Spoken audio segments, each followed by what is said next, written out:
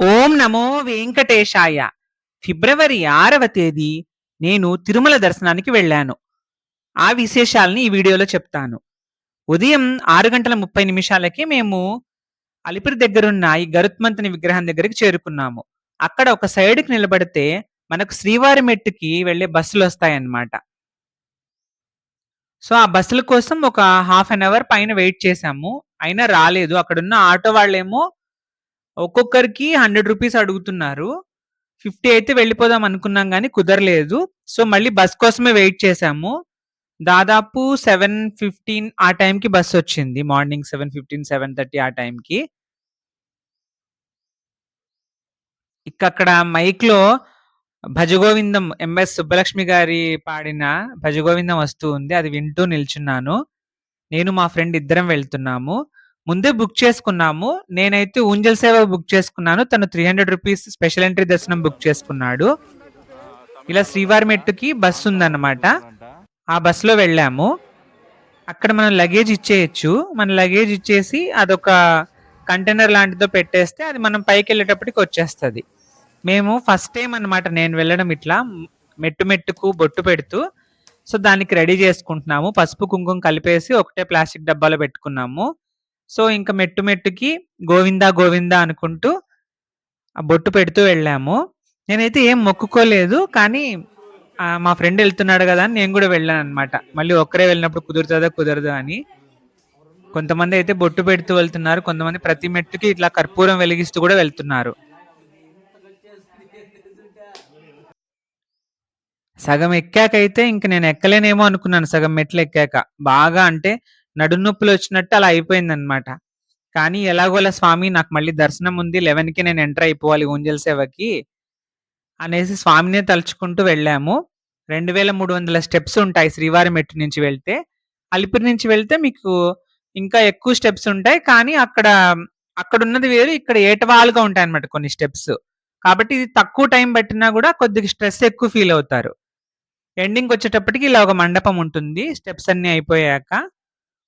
ఇక్కడ అందరూ వాళ్ళ వేలి ముద్రలు వేసినట్టు వేశారన్నమాట. పసుపు, కుంకుమవి. నేను గూడా అక్కడ వేశాను. గోడల మీద.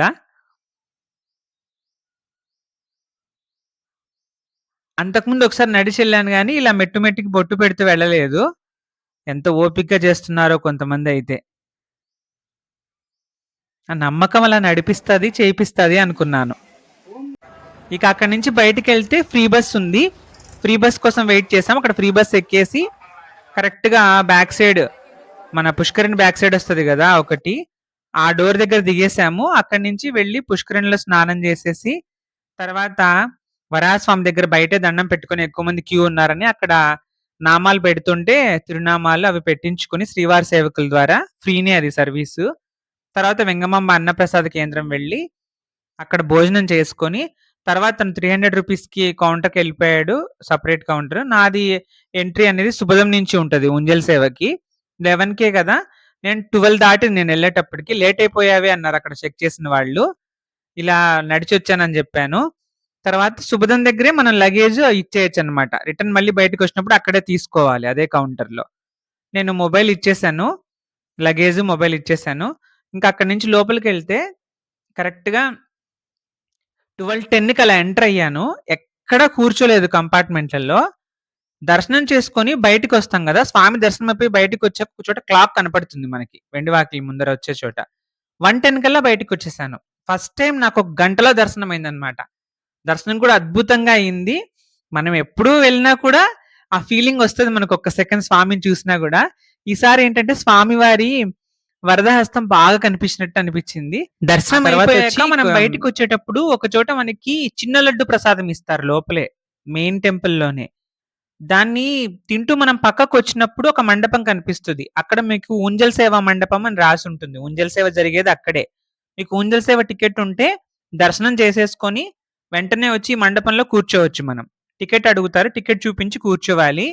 తర్వాత స్వామి, అమ్మవార్ల విగ్రహాలను లోపల తెచ్చి పెడతారు. డోర్స్ ఏసేస్తారు ఆ మండపంలో. తర్వాత డోర్స్ ఓపెన్ చేసిన తర్వాత స్వామి, అమ్మవారికి అక్కడున్న అర్చకులు మంత్రాలు చదువుతూ ఉయ్యాల ఊపుతారనమాట.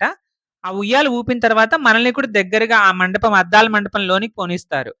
అలా అద్దాల మండపంలో స్వామి, అమ్మవార్ల ప్రతిబింబాలను చూసుకుంటూ ఆ ఉత్సవ విగ్రహాలను దగ్గరగా మలయప్ప స్వామిని, అమ్మవార్లను శ్రీదేవి, భూదేవి అమ్మవార్లను మనం చూస్తూ అక్కడికెళ్ళి దండం పెట్టుకొని బయటికొచ్చేటప్పుడు మనకు ప్రసాదం ఇస్తారు.